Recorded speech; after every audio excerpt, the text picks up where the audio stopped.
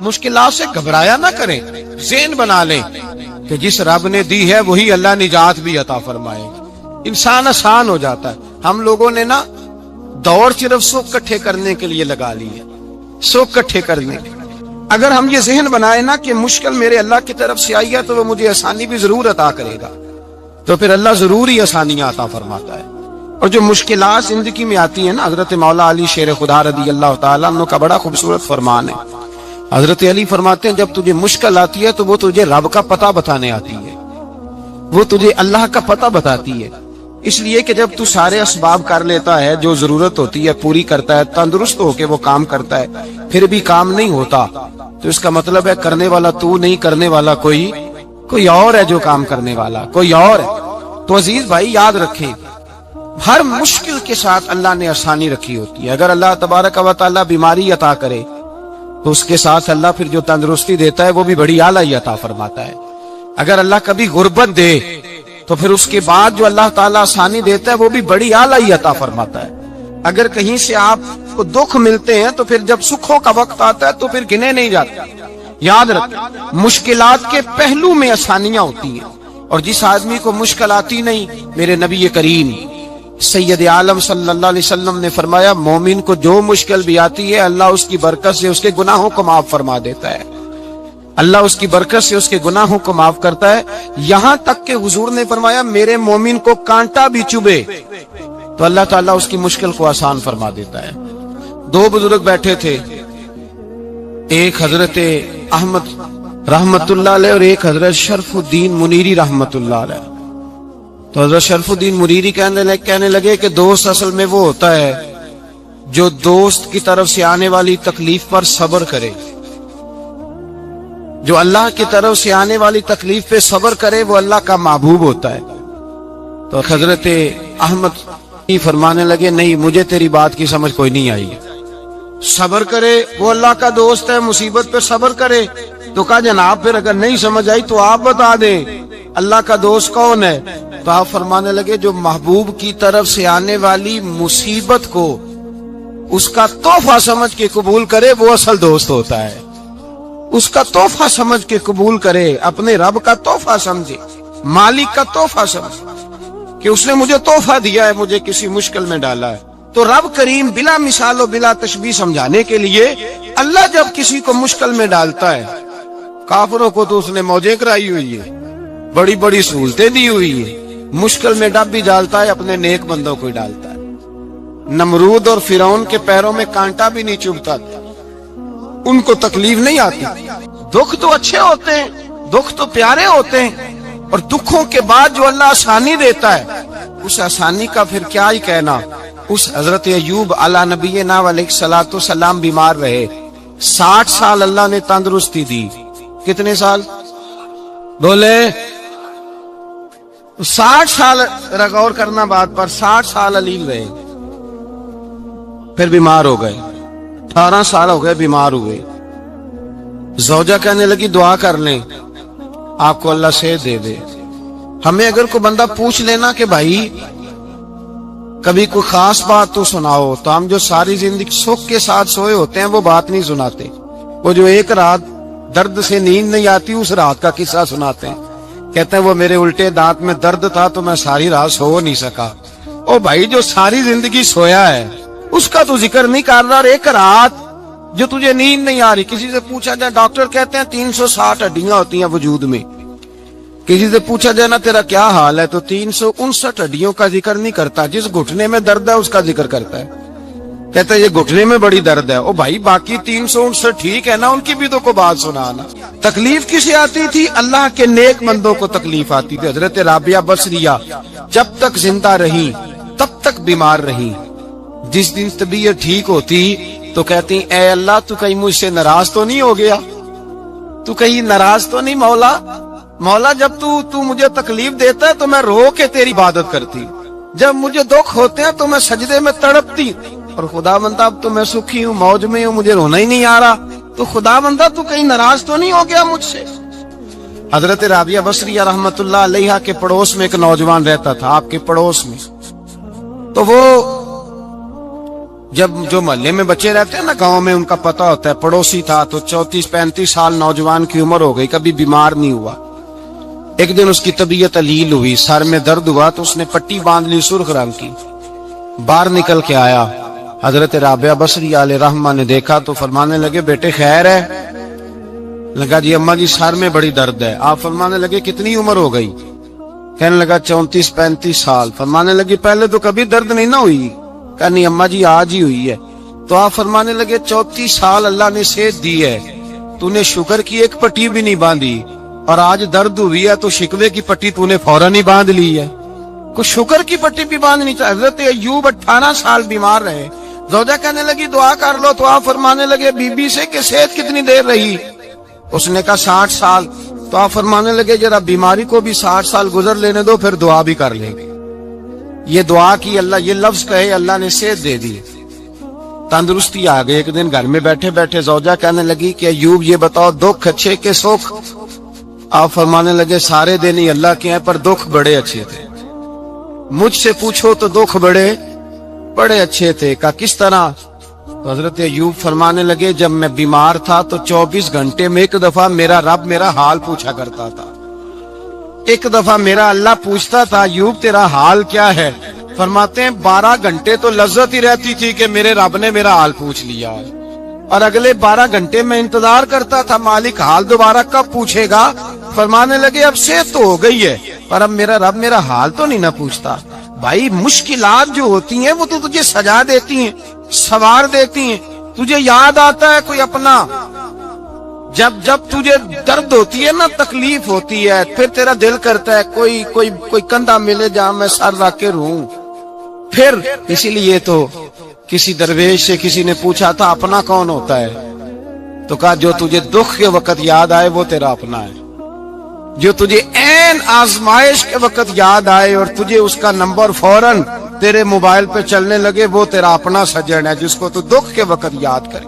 تو بھائی مشکلات کے بعد جو اللہ آسانی دیتا ہے، حضرت ابراہیم کو آگ میں بھی پھینکا گیا، حضرت ابراہیم علیہ السلام کو ستایا بھی گیا، نکالا بھی گیا، لیکن جب ان مشکلات سے گزرے تو میرا رب فرماتا ہے وَإِذِ ابْتَلَىٰ إِبْرَاهِيمَ رَبُّهُ بِكَلِمَاتٍ فَأَتَمَّهُنَّ قَالَ إِنِّي جَاعِلُكَ لِلنَّاسِ إِمَامًا۔ کہا جب ابراہیم پورے اترے تو پھر ہم نے انہیں امام بنا دیا۔ یا اللہ کس طرح کی امامت دی؟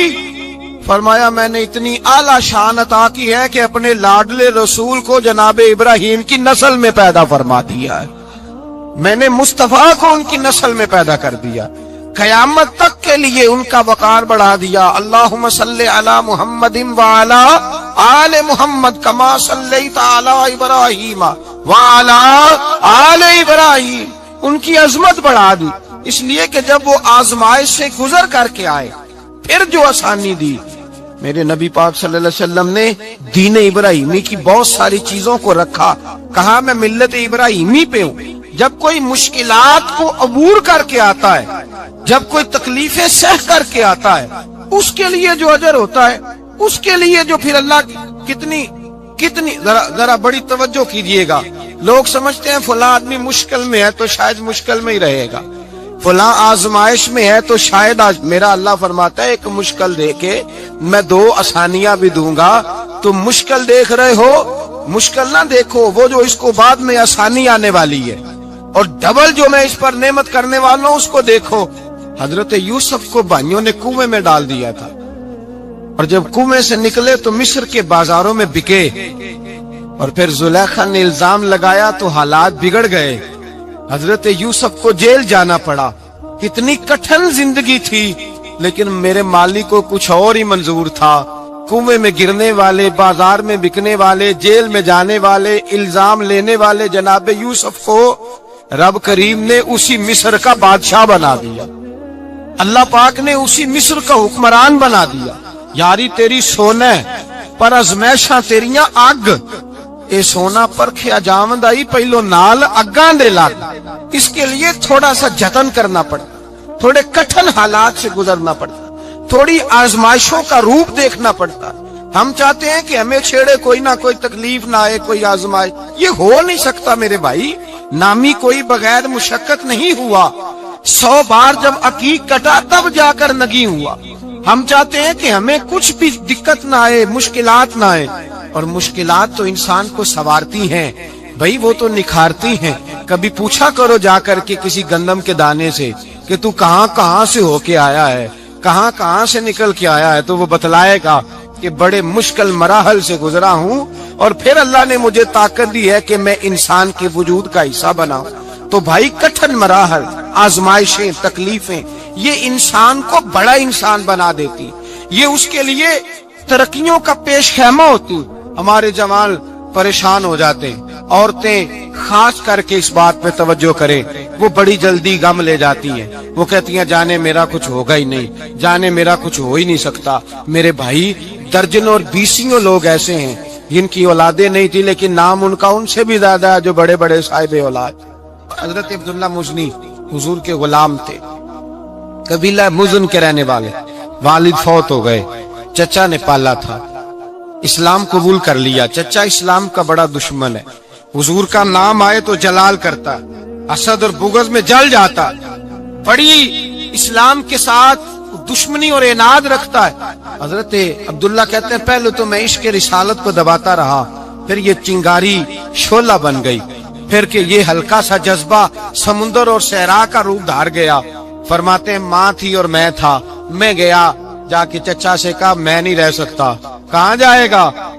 तो मैंने धीमे लहजे में कहा मैं मदीने जाऊंगा, अब मैं रसूलुल्लाह के मदीने जाऊंगा, अब मेरा गुजारा नहीं होता, अब मैं जाऊंगा।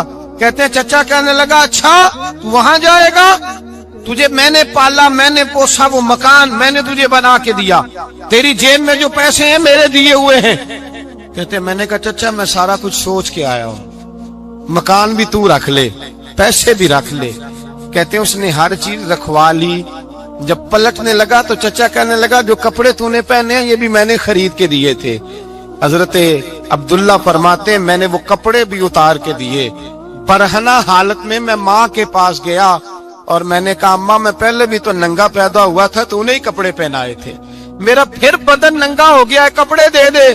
कहते हैं 2 बीबियों वाले कपड़े अम्मा ने दिए, एक मैंने तामत बांध ली, दूसरा ओढ़ लिया और मदीने पहुंचा। कहते हैं जब मैं ठंडी रात मदीने पहुंचा तो काले रंग के हबशी गुलाम हजरत बिलाल दूध का प्याला लिए खड़े थे, हाथ में खजूरें थी, कंबल था।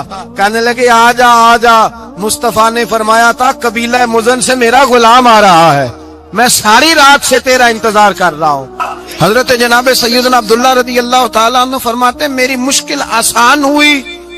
फरमाते मुझे मदीने में एजाज मिल गया, मुझे इज्जत मिल गई, हर आदमी मेरी कदर करने लगा। गोया